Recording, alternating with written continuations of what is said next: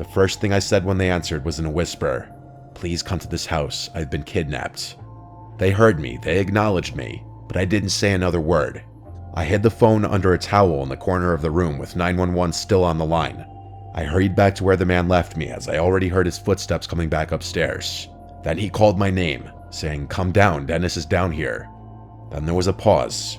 He repeated my name, and when I didn't answer, he came up the stairs fully to look at me. He asked me if I was okay. I felt so sick, and I was so scared. I hated myself for walking into this situation and not being wiser. I asked in a very scared voice if I could leave, and I remember the change in his face.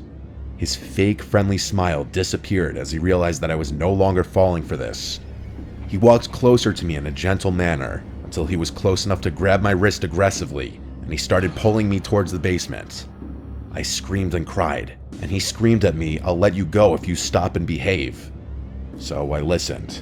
I went down the stairs, and halfway down, the door slammed shut behind me, and I heard it lock. I walked fully down the stairs to this empty, unfinished basement with a concrete floor and one singular support beam in the middle of the room. There was a depressing yellow glow in the room from one exposed light bulb hanging on the ceiling. If there was a place you'd imagine kidnapped children to go, this would be it. I heard his heavy footsteps upstairs. You could hear everything in this house. I don't know what he was doing, but I heard him walking around for a while. Then he came to the basement door, opened it, and he called down asking if I'm hungry. I replied no. I didn't want him going into the kitchen seeing the missing phone. He shut the door and locked it again. I sat down there, waiting, with my heart in my throat, and then I heard it. The doorbell ringing 3 times from upstairs, followed by banging sounds, which were definitely the sounds of police banging on the door. I would refrain from screaming until I heard the front door open, but I never heard the man's footsteps approach the door.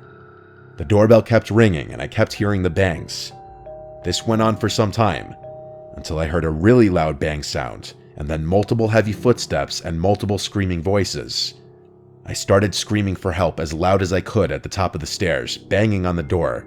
The door was unlocked, and a police officer on the other side grabbed hold of me and hurried me outside. There were at least 3 cop cars outside. I had to tell everything to 2 of the cops outside as we waited for my parents to show up. The man from inside was brought outside and into a cop car in handcuffs, and that was the last time I ever saw him.